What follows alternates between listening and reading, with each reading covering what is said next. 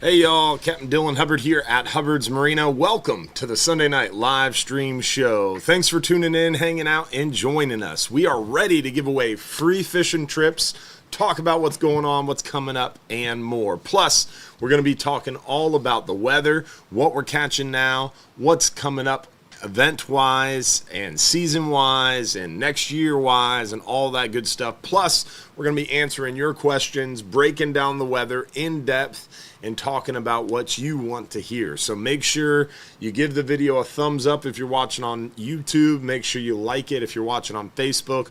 Don't forget to comment. Let us know where you're watching from. If you're watching on Instagram, TikTok, any of that, make sure you like and comment as well. Especially on YouTube, don't forget to subscribe. We've had a ton of new YouTube content. We've had a new video every day for the last 4 days on our YouTube channel. So huge amount of content going out. If you are not subscribed, you are missing out. Also want to make sure we start off the show by giving a shout out to our friends over at Gator Gyms Tackle. Remember 3301 Pinellas Point Drive South in St. Pete. If you haven't stopped by to see our friends at Gator Gyms, you are missing out for sure. An incredible location with killer deals, stuffed to the gills, floor to ceiling in there with inventory and incredible deals, good people as well. So definitely stop by and tell our friends at Gator Gyms Tackle that Hubbard's Marina sent you. Big shout out to Gator Gyms Tackle for being our title sponsor of our Sunday night live stream show, Off the Hook with Captain Hubbard.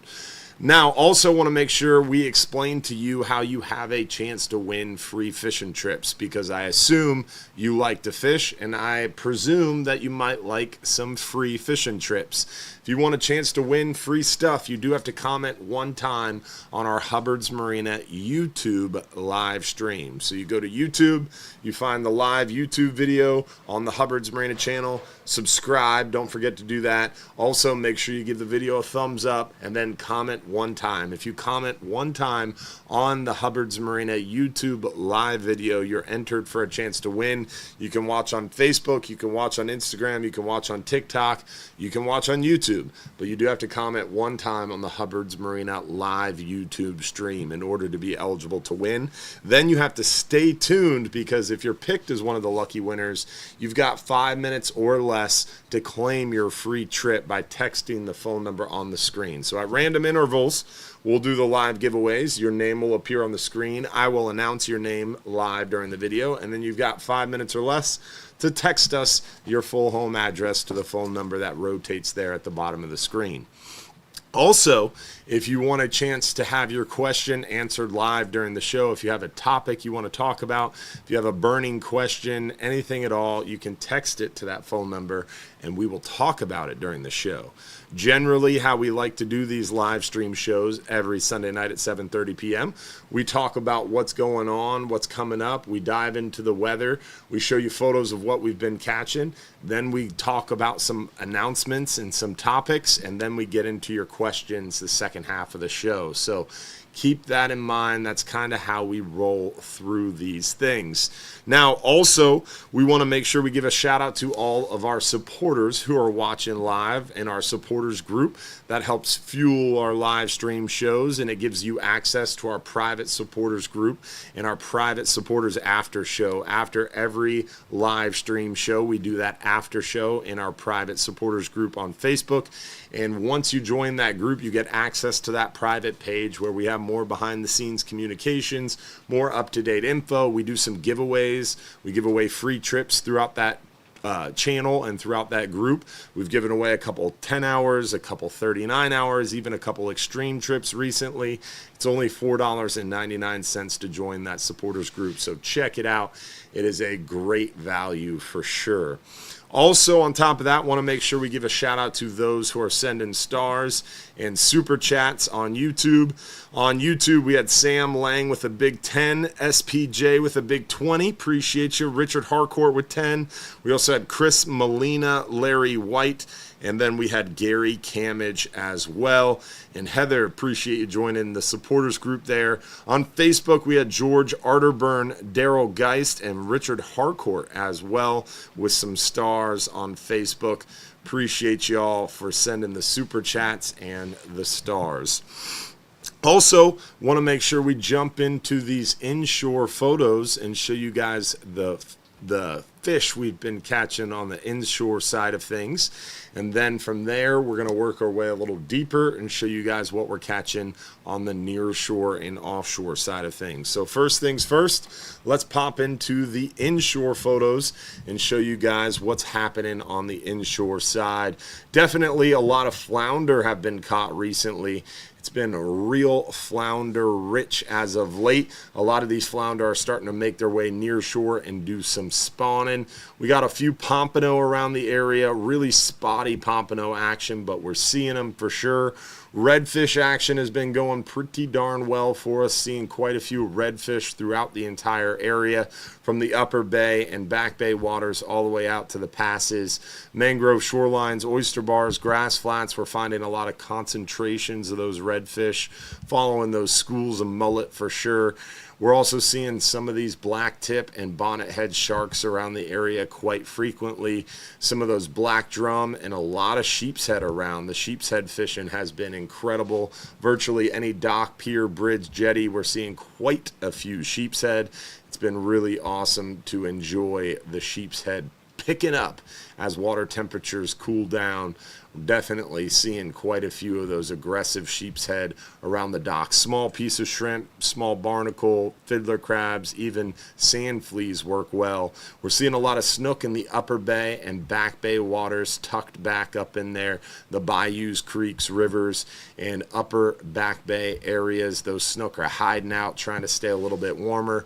While you're hunting those snook in the back bays, you got a chance for some of those micro tarpon. A lot of big monstrous trout as of late. Some big dogs moved into the passes with that moon. We're seeing quite a few kind of schooly trout around the area on the flats. It has been a good time to do some trout catching for sure as water temperatures cool down. Around the docks, piers, bridges of Johns Pass, those dock lights have been holding a lot of trout. Also on the inshore side of things, we had a seawall fishing tournament this past weekend, Saturday, inside Johns Pass. Big shout out to Angler Armory for putting that on. It was a kids fishing tournament, ages 3 to 16. And my daughter, who's 4, Emma, won second place for her age division. It was definitely really fun fishing with my son and my daughter from Don's Dock there during the tournament. They caught sheep's head, we caught some mangrove snapper, we caught some ladyfish, spadefish. I mean, there was a litany of different species caught, some small gag grouper. The kids had a blast. So big shout out to Angler Armory. That was a big charity event donating stuff to Santa's Angels and Kind Mouse. So it was definitely a cool day inside Johns Pass. They do that every year. Typically, it's the first Saturday in December, and Santa showed up on a fire truck after the kids' fishing tournament, so it was definitely a big, huge splash for the kids. So, again, wanted to thank Angler Armory and give them a nice shout-out for sure for putting that cool event on. On the inshore side of things, we'll move a little deeper. Definitely seeing a lot of these hogfish as of late. Hogfish have been going well on our 5-hour half days. We're catching quite a few on the 10-hour all day. Can you click it for me? There we go. Flounder action. We're seeing a few of those near shore too. Some catch and release gag grouper action. A lot of flounder on our private fishing charters, and those 10-hour all day trips too have been doing real well on the nice hogfish. Definitely did well today. The 10-hour all day today had, I think, a little more than a dozen keeper hogfish, 2 big fat red grouper, quite a few catch and release gag grouper. So the 10-hour did well today. Some scamp recently, some big fat red grouper. The red grouper fishing has been going pretty darn well for us. Some catch and release red snapper fun. A lot of nice trigger fish out there as well. So you never know what you have a chance to go out there and catch. Fishing is going well overall. Weather's been a little sporty. We're going to get into that here in just a second and show you guys a little bit more about the weather. But overall, right now, the focus near shore of those hogfish right there, right about 30, 40, 50 foot of water, 60 foot of water. We've been catching those hogfish, a few lanes, a couple mangroves. You got a chance for a red grouper. Deeper near shore, 70, 80, 90 foot, we see less bycatch, but we're definitely seeing some nice big fat red grouper in that range. And then out there a little deeper, we're seeing quite a few of those big lane snapper and nice fat red grouper right around 120, 140 foot of water, and seeing some good mangrove snapper numbers in there. A little deeper past about 140, we're starting to see the mutton snapper, some nice yellowtails. We kind of see the red grouper die down a little bit and the mutton snapper pick up a little bit once we pass that 140, 160 range. But definitely a good time to get out there and capitalize on these weather windows between the fronts. And we have exciting news on that weather front as well that we want to show you guys and talk a little bit about as well. Gary Camage, appreciate that super chat on YouTube there. Also, George Arterburn, appreciate the stars on Facebook there. All right, let's move into the weather and show you guys what's going on weather-wise. We showed you what we've been catching. Now we're going to pop over to hubbardsmarina.com. We're going to click fishing trips, scroll down to the weather links page.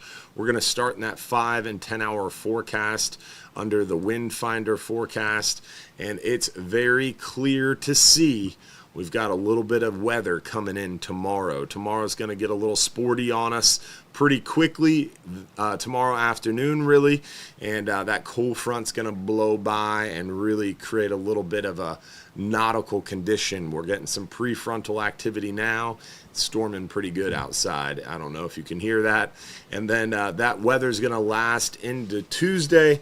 It's going to calm down pretty quickly. Wednesday's looking pretty beautiful. It'll be nice offshore Wednesday. If it calms down quick enough, we'll be able to zip out there on that extreme trip and really do well Wednesday.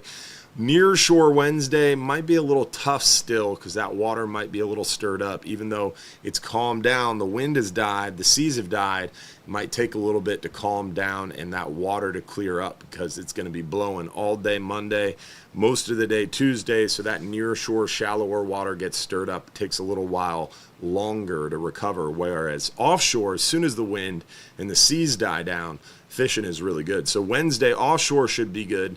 Near shore might be a little tough. By Thursday, the near shore water should have picked back up. I would imagine fishing should be pretty good there Tuesday. And then we saw the forecast was the weather was going to pick up again Friday. But now looking at it, we can see this cold front has been delayed. It's stalled and slowed down a little bit. So now they're forecasted this cold front Sunday night, which is really good to see. That means we should get a nice weekend in here with some really good fishing opportunities Thursday, Friday, and into Saturday, and take advantage of some nice weather windows, because you can clearly see up here on the graph, you got a cold front Monday, Tuesday. It calms down Wednesday, Thursday, Friday, Saturday should be really good, maybe even into Sunday, and then that weather gets nasty again. So those fish know that it's going to get rough this next weekend, end of next weekend, and they know it's going to be rough that beginning of the work week. So during that short period when the weather's nice, the sea calms down, the wind calms down, the sea clears up, it is going to be some stellar fishing in this range, in this weather window, as we call it. So if you're looking for an opportunity to go fishing, I would plan on going Wednesday offshore, definitely near shore offshore Thursday, Friday, or Saturday. Potentially even Sunday, if that cold front allows us to get out there Sunday. Should be pretty good there Sunday ahead of the front too. So that's kind of what we're looking at weather-wise, and trying to capitalize on those weather windows between those fronts. This time of year, there's less people around, it's lighter loads, and you just have to time your trip around those weather windows in order to try to capitalize on the best weather and best fishing opportunities. So you got to be a little flexible this time of year in order to really do well, for sure. All right, with that, also want to remind you we don't have any events coming up this month because of Christmas. Our OCC event is always the fourth Tuesday of every month, so we do not have one the fourth Tuesday in December because that would be 2 days before Christmas. But our next one, OCC event, is going to be January 27th. So January 27th, it's the fourth Tuesday in January, 7 to 9 p.m. It's going to be a blast. So hopefully we'll see you January 27th at OCC Roadhouse, right there on 49th Street, just south of Ulmerton, 7 to 9 p.m. Hopefully you can make it out for that. Now, also want to make sure we remind you that next weekend, Sunday, December 14th, a week from today, we will be closed. Hubbard's Marina will be closed that afternoon for our employee staff Christmas party. Our Hubbard's Marina family gets together. We have a big party, so no Hubbard's Marina trips that afternoon. We will run a half day Sunday the 14th, but no 10-hour. Basically, Hubbard's Marina closes at 1 p.m. December 14th. And then that night, we will not have a live stream show. So next weekend, no live stream show. Hubbard's is closed. The live show is canceled. We are enjoying the time together as a Hubbard's Marina family. So sorry about that, guys, but we did want to make sure we give you a heads up. Also next weekend, Saturday the 13th, the day before our employee party, we have our customer appreciation party. For those of you in our regulars club, for those of you in our supporters club, we have a big party December 13th from 4 to 7 p.m. at Hubbard's Marina. We're going to be giving away to the Regulars Club all their gifts, the hat, the shirt, the calendar. The Supporters Club members, we're going to be giving a calendar. We've got free food, free drinks, and killer deals going on in the shop as well. So hopefully we'll see you all December 13th. If you're in our Regulars Club or our Supporters Club, December 13th from 4 to 7. We look forward to seeing you all there. And then also we have a toy drive going on at Hubbard's Marina as well. So if you're coming out for a fishing trip, a dolphin tour, an island trip, a shelling trip, a pirate ship adventure, or you're coming for our Regulars Club or Supporters Club Christmas party, or if you're just stopping by John's Pass, bring an unwrapped toy to donate to our toy drive right there in front of the Hubbard's Marina office. We've got a box set up accepting donations for that toy drive, so definitely want to see a bunch of unwrapped toys. We did the big food drive, now we're doing the big toy drive, so help us be successful there. And then also, another announcement before we get into your questions. Remember, if you have a question you want answered live during the show, text it to us so we can get to your questions here in just a second. But we want to remind you our 2026 schedule is open. So if you want to book some 2026 39-hour trips, 44-hour trips, 12-hour extreme trips, now is the time to do so because they are filling up fast for those opening weeks of those seasons. Keep in mind, red snapper season will be starting May 22nd, the Friday before Memorial Day. So May 22nd, red snapper season will kick off, and it should be open till around mid to late September. Gag grouper season will kick off September 1st. Should be open 2, 3, maybe 4 weeks. We'll know more around the end of January after that council meeting. So we'll know more then, and we'll update you, of course, during the live show. But we know for sure Gags will open September 1st, and we know for sure it should be about 2 to 3 weeks, maybe more. But book those trips now, because opening week of Gags, the opening couple weeks of red snapper season, those 39 hours, those 44 hours, those 12-hour extreme trips, they're already filling up fast. Phil Batisto, appreciate those stars, my friend. Thank you so much. Definitely always appreciate y'all's support on Facebook and the super chats on YouTube as well. Then also, calendars are available. If you want a chance to get your 2026 fishing calendar, go to hubbardsmarina.com, hit shop, and then hit visit shop, and you'll see the calendar pop up there. But it's only $5. You can get yourself a Hubbard's Marina 2026 calendar. So don't miss out on your chance to have your fishing calendar and all your fishing dates for the following year. We also got Capt Mike Anderson on the line joining us. He is back from his hiatus hunting.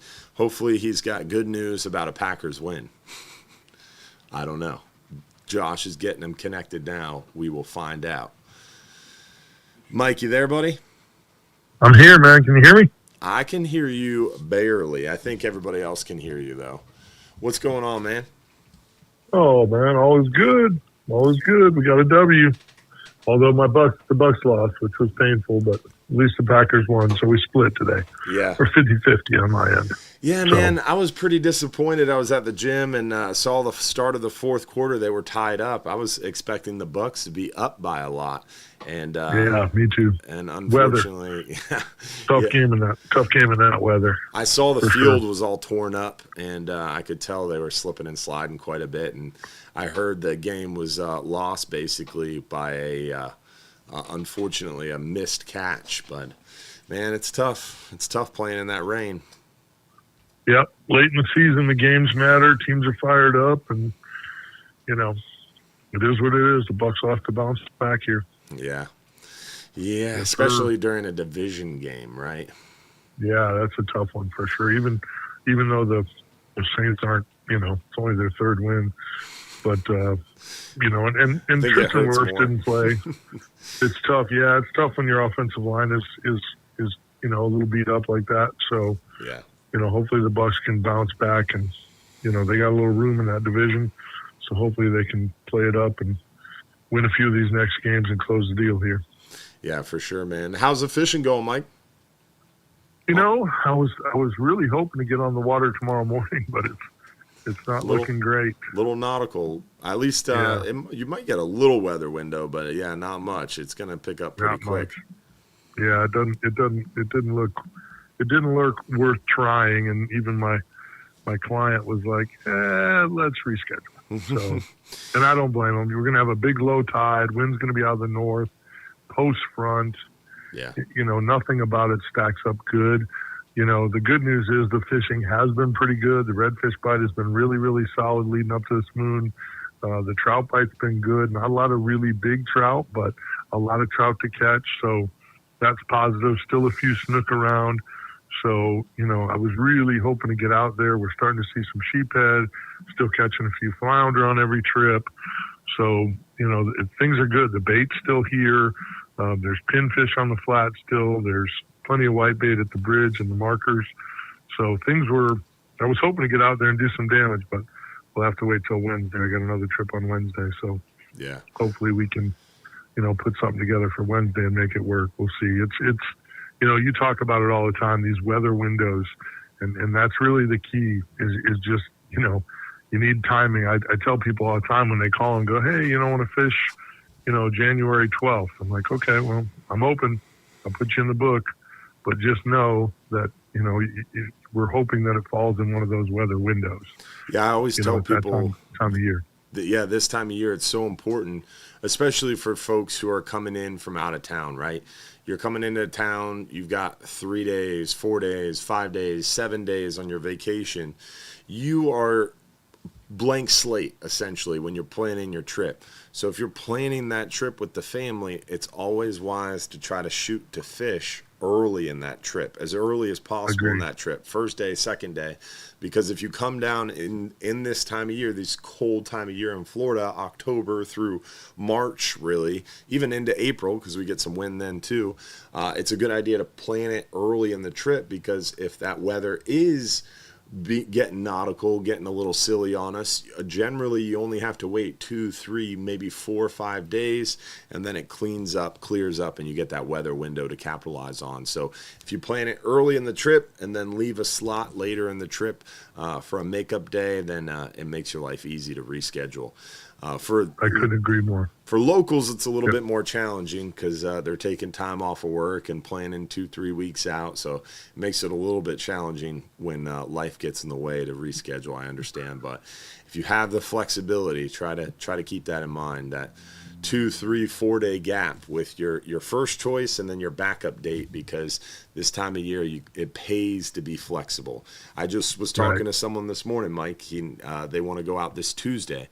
I'm like, we got a cold front coming. Wind's going to probably be pretty nasty. If we can make it out there, which we could probably fish Tuesday on a 5-hour half day on that big boat. But just because we can make it out there doesn't mean it's a good day to join us, right? Because that north wind, that stirred up condition, fishing's going to be tough. If you wait a day, 2 days, it's beautiful weather, it's flat calm, and fishing will be 100,000% better. I really think that that's one of the things that the guide community in general misses. Okay. And I understand it. I get the days you're not fishing, you're not getting paid. I get that. But that being said, taking people out there when you know that everything on the planet is stacked against you, like nothing about this, looks like it's going to be a good day.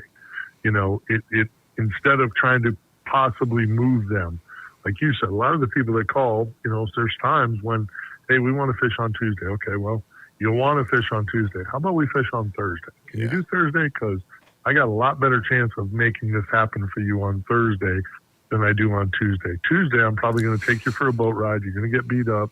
You might get wet, and the fishing probably not going to be very good. Thursday, at least, and I call it stacking the deck in my favor. And we've talked about this many times. Sometimes you look at everything, and it's telling you don't do this. And then the customer says, hey, bud, I got 1 day to fish. Take me fishing. If it stinks, it stinks. And then you get out there and you catch them really good. And the whole time he's looking at you like, really, bro? Yeah. Why didn't you not want to do this? And I'm like, it shouldn't be good. I mean, I know you don't get it like I do being out here every day, but technically this shouldn't be happening. And you do get those days. There's no doubt about it. But the majority of the time, if you read it, it's like reading the tea leaves. If you read the tea leaves, by the book, it's probably not going to be good. And a lot of times that's what you get. It's, it's not supposed to be good and it's not good. Yeah. So, my grandfather always said, and he beat this into my father. My father beat it into me. It's, in our industry, we're kind of damned if you do, damned if you don't, right? Because people are planning their trips, they're taking time off of work, they've been looking forward to it, so they want to go fishing. So a lot of times you're kind of in a lose-lose situation. If the weather's bad and all the things in the book say it's not going to be a good day, you're not going to catch fish. If you cancel, they're going to be upset if you cancel. If you take them, they're going to be upset if you take them. So kind of my policy has always been just be as upfront, honest, and transparent as possible and tell them, hey, this is the condition. This is what we're looking at. 100%. If you want to go, we can keep you safe. The boat can handle it. It's all about, can you handle it? And if you still have enough people that are willing to go at that point, then take them out there. And sometimes it proves you wrong and you have a good day. Sometimes it's exactly what you thought. And fishing's tough. And hey, we told you, we warned you that that's all we can do, right? Well, we tend to, the old adage is a bad day of fishing beats a good day at work. Unless fishing's your job. job. And because I've been doing this so long, I have a lot of corporate customers now. And the reality is that's what I do now. I'm like, listen, it doesn't look good from the bite standpoint. The tide's not great. The front just came through. Water temp's down. I don't think they're going to chew good, but we can do it. I can do it safely. I mean, I know where there's some fish. We can go fish to fish, and we might catch a few. Would you rather be fishing or would you rather be at work? And most of the time they're like, take me fishing. You know what I mean? So, sometimes, like you say, it's now it's on you. Yeah. Now I told you, hey, the deck is stacked against us. This doesn't look like a great fishing day. That doesn't mean it's not going to be a good day on the water. Yeah. And to me now, I've been doing it so long that my favorite clients are those that are like, hey, they're enjoying the experience. They're enjoying being out there because we know, you and I both know, we've been doing this long enough that not every day is a bang up fishing day. Yeah. You got 14 or 15 good days a month. You got 14 or 15 bad days a month. It's the same every single month. Yep. It all has to do with the moon phases, has to do with the tides, has to do with the weather and the fronts. And it just lays out that way. Yeah. Some days I look like, I've been doing this for 25 years, and some days I look like I've been doing it for 2 weeks and I should never, ever touch a fish pole again. So, that's just the reality of the business we're in. So you try to be upfront with them, tell them what's going on. And, today I was trying to do that with my customer today, and he just canceled before I could get it all out of my mouth. He's like, yeah, I don't want to do this. I'm like, okay, I got you. Yeah. We'll reschedule. No problem. Makes it easy. Yeah, exactly. But again, I think, Jeff Page called in the T.A. Mahoney Company show this morning, and, he said right away that, this kind of stacked up like it was going to be a cold winter. Yeah. We had that big cold front real early, and we were thinking, oh boy, here we go. And they didn't expect the La Nina. That's kind of what got us. That La Nina, that weak La Nina that set up, it kind of wasn't in the deck of cards, and I think that's what's getting us. It's a more mild, more dry winter for our region when we have this La Nina in effect. It's definitely plaguing us. Yeah.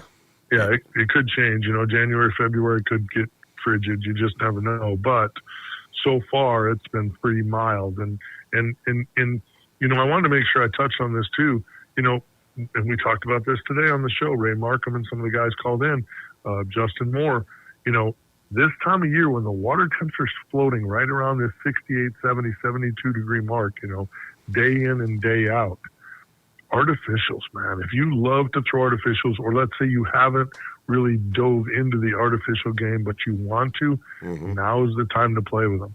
If you can get in areas that are fishy, that are holding fish up the rivers, on the deeper grass flats where there's a lot of speckled trout, ladyfish, jacks, things like that, now is the time to go play with those artificials and build your confidence, because water temps are down, the fish's energy's up, the oxygen levels are high.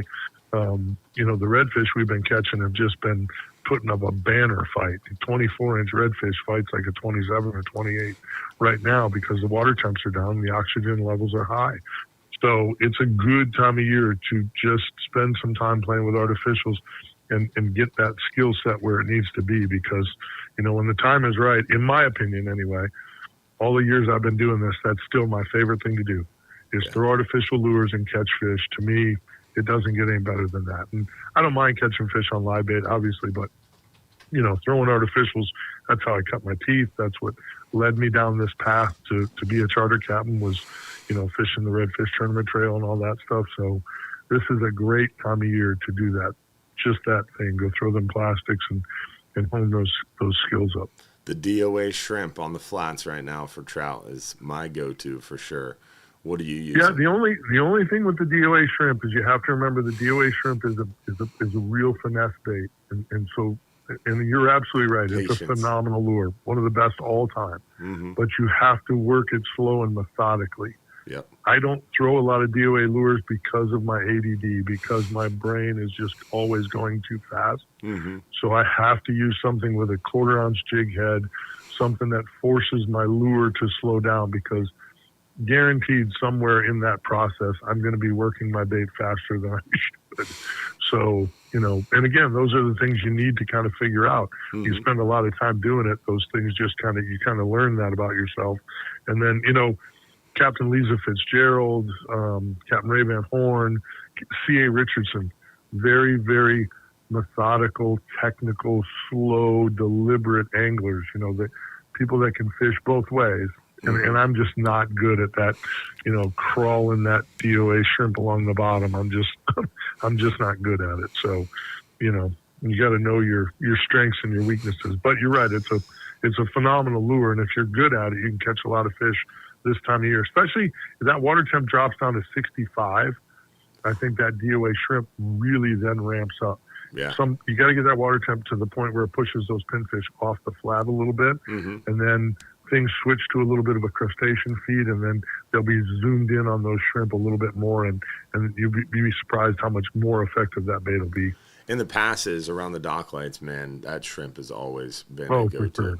No doubt. They're flushing. Well, and there's an area where you're not really trying to drag it that far from the light, because the fish are in the light, letting it drift. So you're right, letting it doing its thing right there. So you're it's right. Almost that's like a great lure for that. Almost. Like Yep. Yeah. Just moving the rod tip. Just moving the rod tip a little bit will give that bait just enough wiggle and action for it to look real. Yeah. And normally, the snook, redfish, trout this time of year, they can't turn that bait down. If you just are patient with it, just wiggle that rod tip just a little bit, just get those feet wiggling a little, they'll attack it. So it's a great bait for sure. One of my favorites. I'm a chartreuse guy. or the white. My dad was always root beer. We'd always pick our colors and go head to head.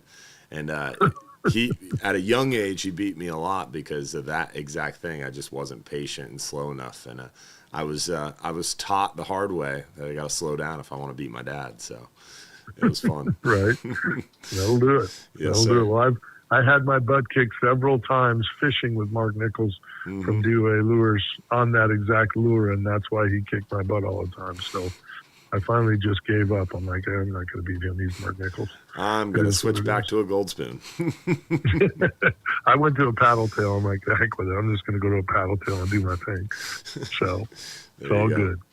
I appreciate it, Mike, as always. Thanks for the call. How would someone get a hold of you? I mean, the best thing to do is just go right on to the Hubbard's Marina website. If you click private charters, you'll find the inshore fishing. Mike's information is there. You can give him a shout right from the website. But definitely looking forward to January 27th, our next OCC event, 7 to 9 p.m., and looking forward to getting back out there. Yeah, buddy, all good. Have a great rest of your show, and we'll talk this week, my friend. All right, buddy. Thanks, Mike. All right. Oh, tight lines, everybody. Don't forget. Yeah. Never mind. Next weekend, don't forget venison sausage. I remember now. I was supposed to remind you Friday. You are supposed to remind me. And you got to remind me, and then I'll have you bring a cooler. I got a whole bunch of jalapeno cheddar for you, buddy. Looking forward to it, man. Thanks, Mike. It's all good. All right, partner. Talk soon. See you, buddy. More fresh venison sausage. You can't beat that, folks, for sure. Always good to know somebody who knows somebody. All right, let's go ahead and do our first giveaway of the night. Then we're going to get into your questions. Anthony Barnes, appreciate those stars on Facebook, my friend. We also had Brianna G, 2006 on YouTube. Appreciate the super chat there, Brianna G. All right.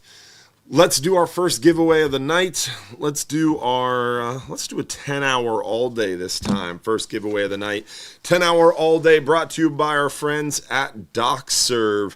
Remember, Hubbard's Marina, keeping our fleet running safely and smoothly is the backbone of everything we do. And that's why we partner with our friends at DocServe. Their mobile marine mechanic team is responsive, knowledgeable, and always right there when we need them.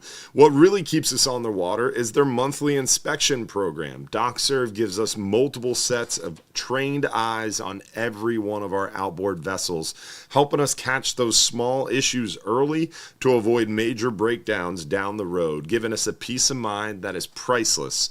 Their membership program even includes those inspections every month and free diagnostics if something comes up. DocServe keeps us running at the highest level so we can focus on giving you the best experience on the water.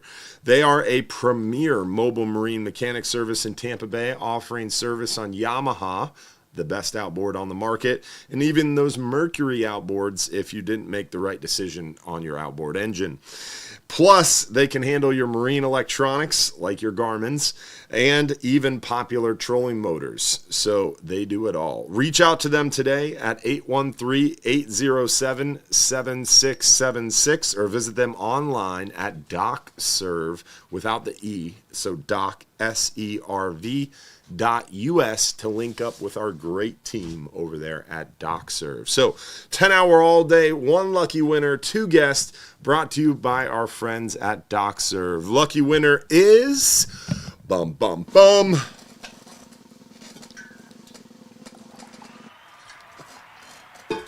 Mark Snow from the Great White North.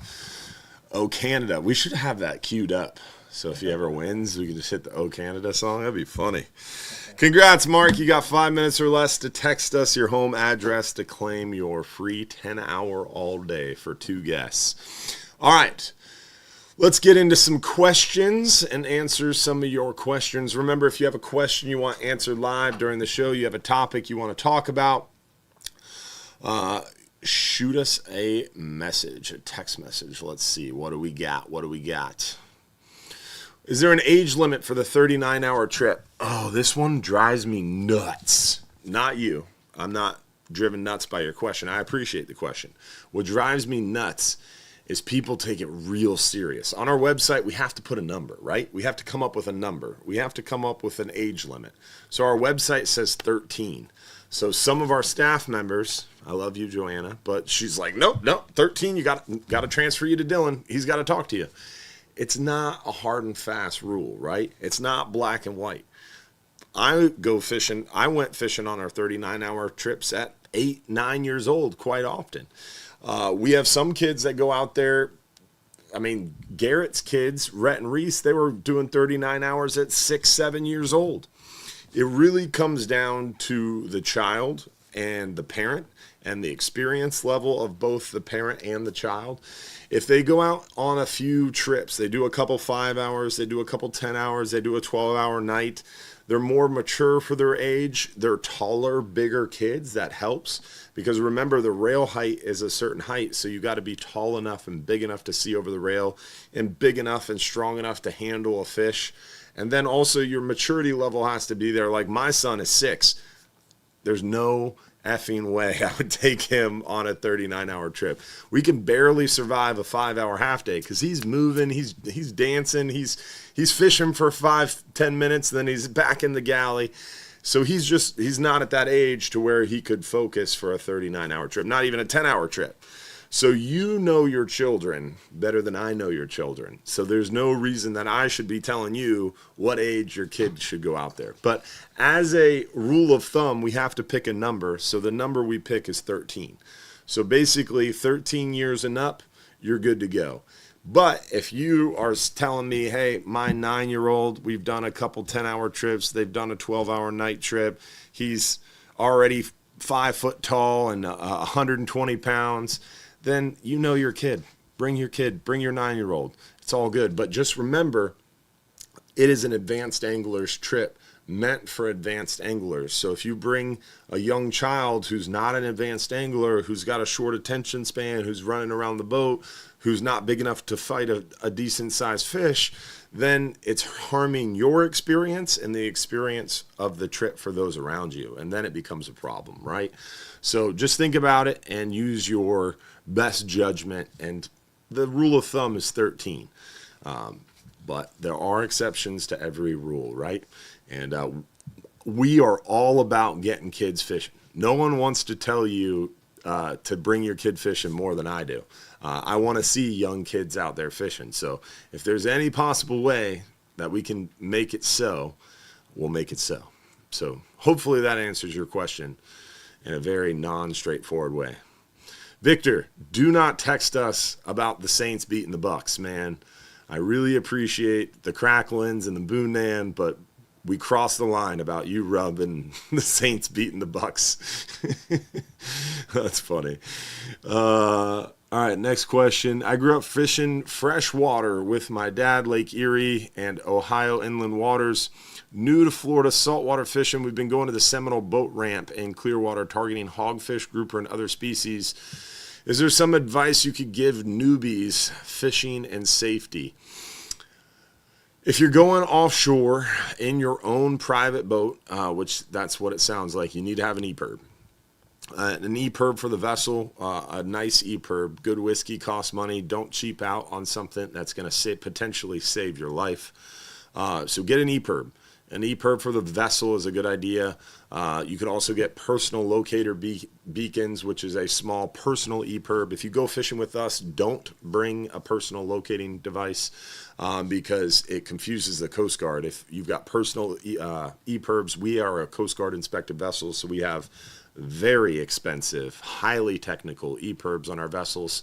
So we don't want personal EPIRBs on our boat because it confuses the Coast Guard. If something was to happen, multiple EPIRB signals going off is not a good thing. On your personal boat, small private boats, more EPIRBs the merrier, because yours aren't high-end, multi-$1,000 sophisticated EPIRBs that are tested every month like ours. So having redundancies can't hurt, and when they do go off, the Coast Guard needs to have an idea. So you got a couple EPIRB beacons going off, it might not be a bad thing. So personal boats, PLBs, EPIRB for the vessel, and then a ditch bag is always a really good idea. So you have what's called a ditch bag, and this is a waterproof bag that is kept somewhere above deck. So that way, if you hit a wave and the boat flips over, the EPIRB or the ditch bag floats up. if the boat sinks unexpectedly, you don't have time to go digging through voids. You want a watertight bag with a watertight zipper somewhere, so that way it's outside. The boat flips over, sinks, it's going to float up because it has a watertight zipper. There's air in that bag. It's going to float. And that ditch bag should have flares in it, signal mirrors in it, some of those, what do they call those? MREs, first aid kits, a waterproof handheld VHF radio is a good idea. A personal locator beacon in the bag isn't a bad idea. Laser pointers, things that are going to get attention of other vessels in the Coast Guard is always a good idea. And then stuff to eat, water, all good things. As far as fishing goes, getting onto shows like this is a good idea. Trying to learn new things. YouTube, there's so much YouTube content out there. I mean, Hubbard's Marina YouTube channel is a pretty good one, if I do say so myself. Just watching some of the how-to videos. Learning how to use your bottom machine is a big one. You could always come out fishing with us. Don't bring your GPS or anything like that, but come out fishing with us. Hang out in the wheelhouse. Ask the captain some questions. You can pick his brain. He can. All our captains are more than willing to help you try to learn a bottom machine, all that good stuff. You can always hire a captain too, privately charter a captain, and they can take you out there and just be up front with them. Hey, I bought a boat. I want to learn how to read a bottom machine and drop an anchor. And instead of fishing, the charter can be all about teaching you how to handle a vessel and how to read a bottom machine and how to drop an anchor on a spot. So there's a lot of options for you for sure. Cheapest option is YouTube. Are the mangroves usually bigger in the summer months? No, opposite. So we've actually seen lately bigger mangrove snapper in cooler months.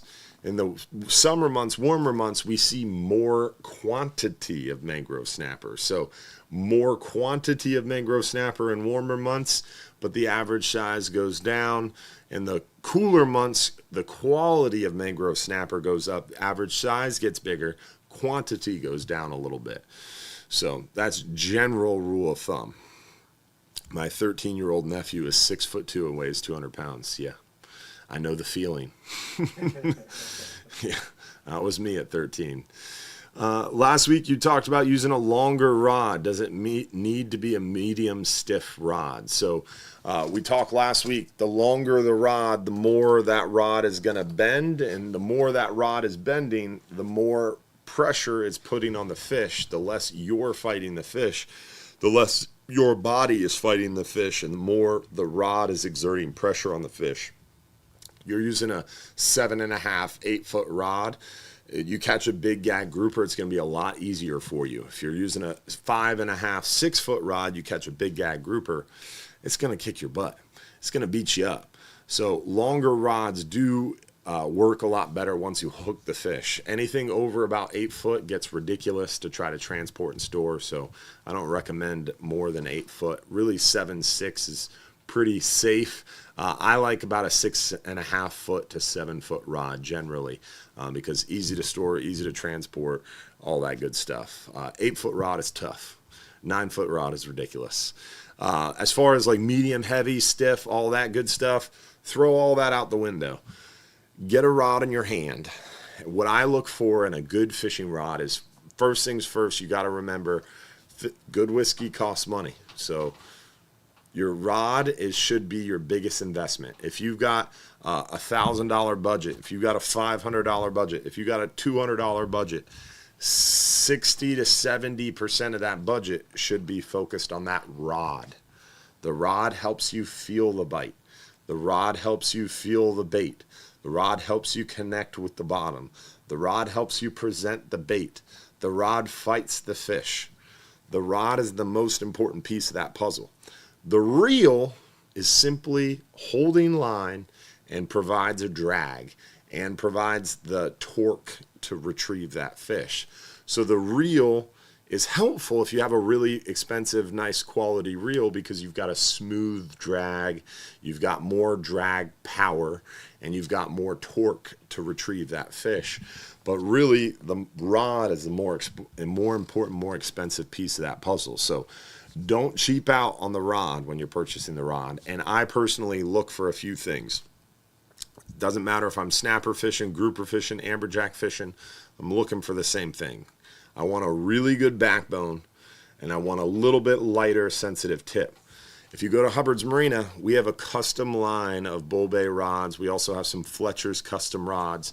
All our custom rods, I personally worked with those rod builders and built them to our specifications. So like if you pick up our 20 to 40 red wrapped Bull Bay rod, it's got a real good solid backbone, kind of a softer medium mid blank, and then the tip is extremely sensitive. I always jokingly say you can feel a pinfish fart in 200 foot of water with that rod because it is that sensitive. It's crazy. Then the light green wrap 30 to 80, a little bit of a stiffer backbone, a little bit of a stiffer mid blank, still got an extremely sensitive tip. And then that bigger rod, that big grouper amberjack dark green wrap 50 to 100, it's more of a stiff blank all the way through, but it's still got a really soft sensitive tip. It's not as soft as the 20 to 40, but it's still soft enough to where you're going to be able to feel those small fish pecking at that bait. A little heavier, so you don't get as much sensitivity, but you still, even with your big rod, you want a sensitive tip. You don't want a broomstick that's all solid, has no bend to it, you know. So keep that in mind. How was the 12-hour snapper trip Friday night? They did pretty darn well. Captain James texts me a lot, so it's going to take a second to sort through this. But he texted me, oh yeah, I remember now. They got a 30-pound cobia. They did pretty well. They got some really nice fish there. Where is that? Thursday, Friday. Yeah, they got a 30-pound cobia. They got some really nice red grouper, some nice mangrove snappers, some nice lanes. They did pretty well overall. They had to fight a little bit of weather. They had a lighter load. I think they only had 26 people. But overall, it was a pretty decent trip.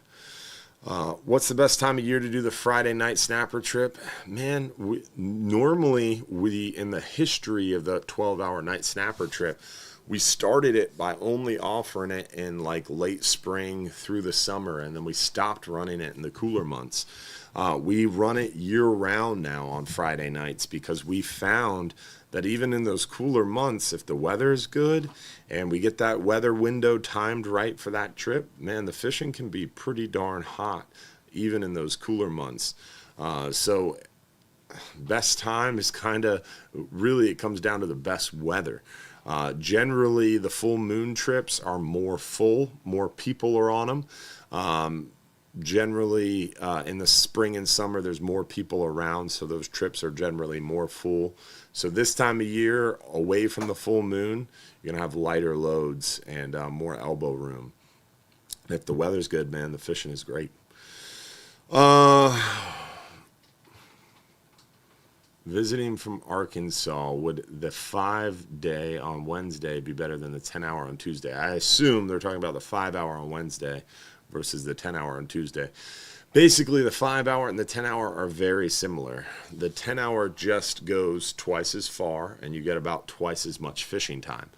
Fishing is pretty similar. The 10-hour goes a little bit further and gives you it's our shortest trip closest to shore. The 10-hour trip is our shortest trip closest to shore that gives you a chance for those red grouper. So basically the 10-hour trip is very similar to the half-day trip, except for you're a little further out, you get twice as much fishing time, and you start to have a chance for some of those bigger fish. But it's very similar overall to the 5-hour as far as what we catch. We see a lot of the gray snapper, white grunts, and porgies, but on the 10-hour, you start to have a real good shot for those hogfish. We see some more lane snapper. You got a chance for some mangroves, maybe some of those red grouper. Now, do we catch 20 big fat 13, 14, 20-pound red grouper like we do on a 39-hour trip? Absolutely not. But you got a chance for some keepers, some 20, 24-inch fish. For sure. What's the deal? What's the deal on the triggerfish? Are the numbers that low? It doesn't seem that way in the panhandle. Triggerfish in the panhandle are a lot more frequent. There's more triggerfish off the coast of Texas and in the northern Gulf than off our coast. That's always been the case. The biomass has been much bigger in the western Gulf off the coast of Texas and off in the northern Gulf off the coast of Louisiana, Mississippi area. Because that's just where the triggerfish hang out. Triggerfish recruit at age 0 to 1 in sargassum weed. We don't have a lot of sargassum weed off our coast. The West Florida Shelf is a very expansive geographical bathymetrical topography area, and we don't get that sargassum clump off our coast as close to shore as they do off of Texas or northern Gulf. So those little baby triggerfish don't recruit as much to our bottom. So that's why we just don't see as many in the concentrations that they do in the panhandle, where the loop current and loop eddies get super close to shore, so thus they get sargassum weed super close to shore, so they get baby triggerfish recruiting to their hard bottom from that sargassum weed, whereas in our area we don't see that. But we do have a lot of triggerfish. Overall, Gulf-wide, they claim they're doing triggerfish assessments right now, and they claim triggerfish populations are not looking so good. We see a lot of nice triggerfish, especially when we're out there in deeper water, but the overall sentiment right now, the rumor mill is that triggerfish are not doing well. So we'll see how that shakes out after this next stock assessment. And sees what happens there. Whoa, time is flying by. George Arterburn, appreciate those stars on Facebook, my brother. All right, let's do another giveaway.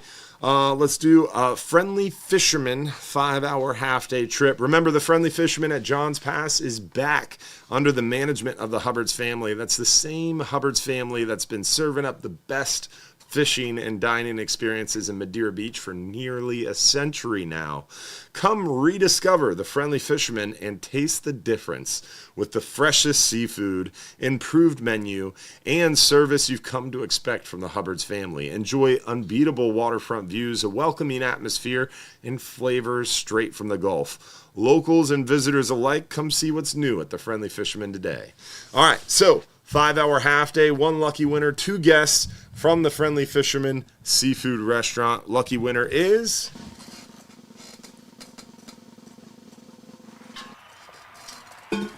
Don Shewitt. Congratulations, brother. 5-hour half day, 2 guests. He does a lot of our 39-hour trips, so he can use that for some bait fishing for one of those 39-hour trips coming up. Is fishing better in the morning or afternoon for the 5-hour?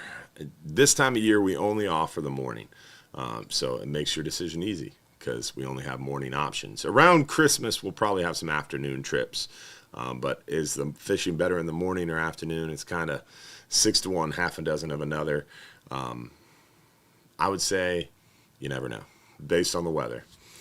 What's your typical setup rod, reel, rig for the 39 or 44-hour trip, and should you bring more than one setup?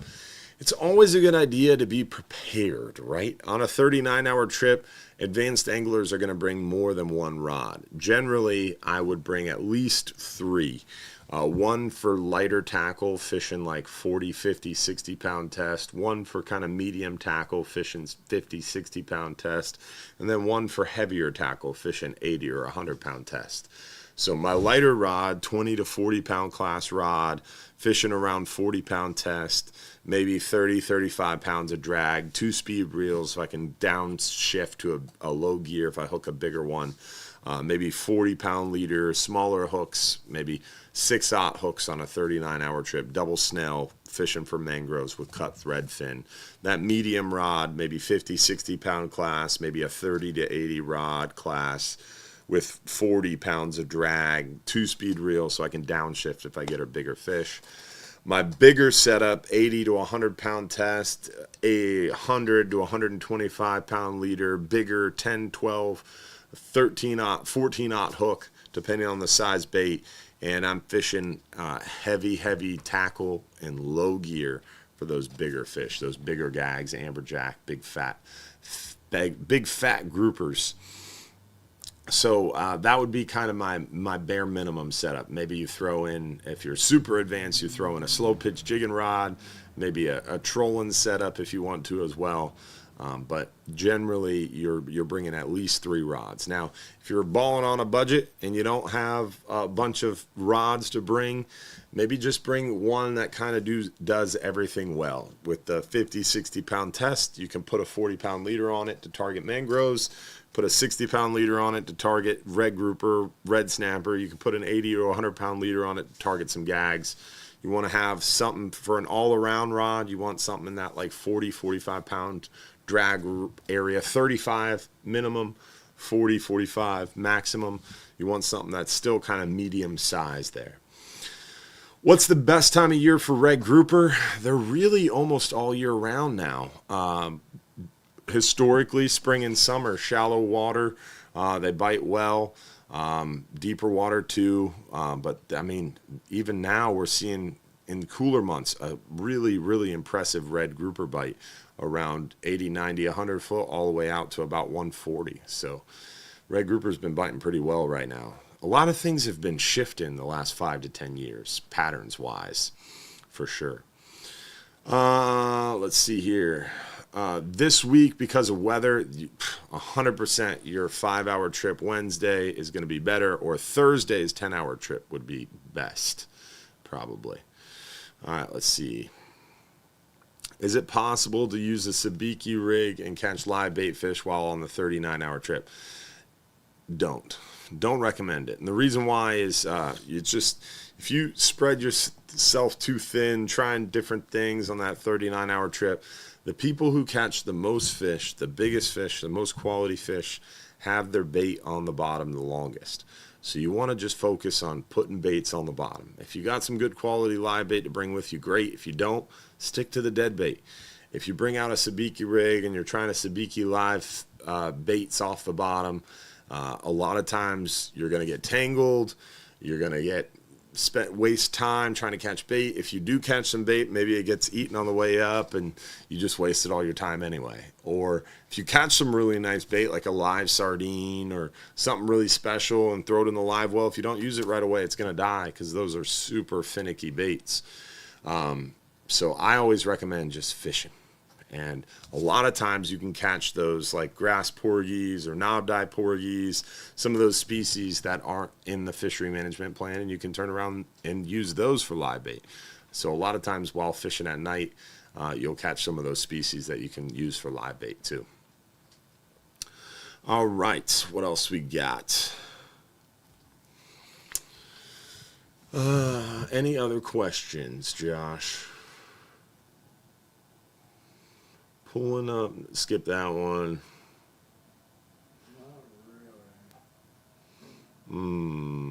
I can't attend the Regulars Club party. Can I pick up my gift pack when I fish with you in a couple weeks? Yeah, we should still have plenty for you. What's the 39-hour schedule for January? We don't have a 39-hour in January. We've got a 44-hour trip. So remember, if you are wondering what the schedule is, you just go to hubbardsmarina.com, click trips, and then under fishing trips, click 39-hour trip, and right on the side of the 39-hour, oh, did I already pass it? I went too far. Right on the side of the 39-hour page is the calendar, and you can just scroll around. So you see here January 2026, there's no availability. Go into February, you see our 2 39-hour trips in February. You go to March, you see all the 39-hour trips in March. So it's really easy to see what the dates are and what the schedule is for all our trips. Right there, you can skip around and see it.